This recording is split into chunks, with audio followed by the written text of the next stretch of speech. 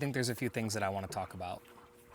So for those of you who don't know, my name's Ethan. I run Trombley's Country Market with my family, and I also am the guy who does this YouTube channel. And I just want to talk about who I am, where I came from, and where I really want to go. So I guess we should start with Trombley's. To anybody driving on the side of the road or who would pass our store, they might just see Trombley's as just another small town market stuck on two back roads in the middle of nowhere. And while that's not wrong, it is so much more than that. So our store actually started as a produce stand. My grandparents moved out here. They actually came from Canada, and before that from Belgium on my grandfather's side, and Scotland or Ireland on my grandma's. We're not really 100% sure. They came over here and moved to Detroit. They tried their best to fit that mold. They tried their best to adapt to that lifestyle, but the truth is they were never city people. They grew up farming. That's what they knew. So after trying for years to make it and to be happy in the city, they did what anybody would do when you're not happy where you are for a long time, or what anybody should do. They moved up here to the Thumb and started a produce stand. It didn't stay a produce stand, in case you couldn't guess. There was nothing else around out here for people to get any kind of goods from, really. They had to go pretty far to get what they wanted, and pretty quickly they were asking him, "Hey Gus, can you get some milk out here? Is that possible?" Well, all of a sudden we have milk. "Gus, it'd be great if you guys had some candy and some pop, because when I stop here in the afternoon or when I'm out in the fields, that's what I would that's what I want." All right, cool. We got a cooler, we got some candy. Gus, the paper, it'd be really good to have the paper. So we got the paper. Pretty soon it couldn't really stay under the lean-to that we had, and we built the first part of Trombley's. And one thing that a lot of people wonder when they walk into our store is, why does it feel so odd, maybe? Our layout is really weird, and that's because our store is literally a block that we built, the first block. Then we cut out the wall and built another block. And then we said, let's cut out this wall over here and build another block. So our store is literally like this hodgepodge of hey, we don't have enough space, let's cut a block and build some more. And that's how you get a store that has a really unique feel like ours. Because every time that we cut into the wall and built a new room, we weren't doing it because we decided we wanted to make more money or anything like that. No, we were doing it because the people who we cared about told us they needed something. So we got it. My grandpa and grandma ran the store for a really long time, and in their time it went from that rinky-dink produce stand all the way up to to pretty much what it is today. Of course, my dad was there the whole time, but my grandpa and grandma didn't really want to stop running the store that they had built. So my dad did what he saw his parents doing. He went out and built a few of his own stores.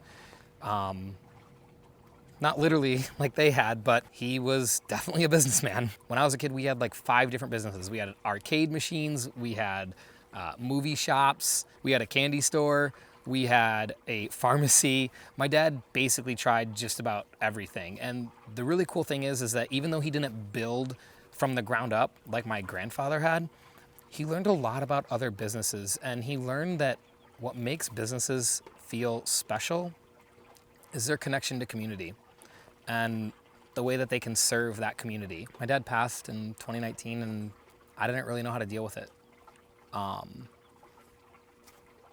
You'd think, and I wish that I would have stepped in to help with the family business, but grief's a really weird thing. And I ran as far away as I could, as fast as I could.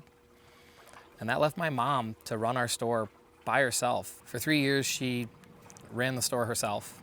She was there in the morning, there at night, doing more work than any 60-year-old woman ever should have to do.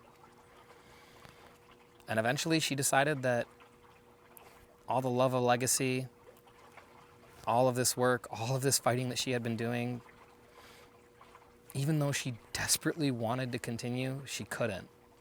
And the only option was to put it up for sale.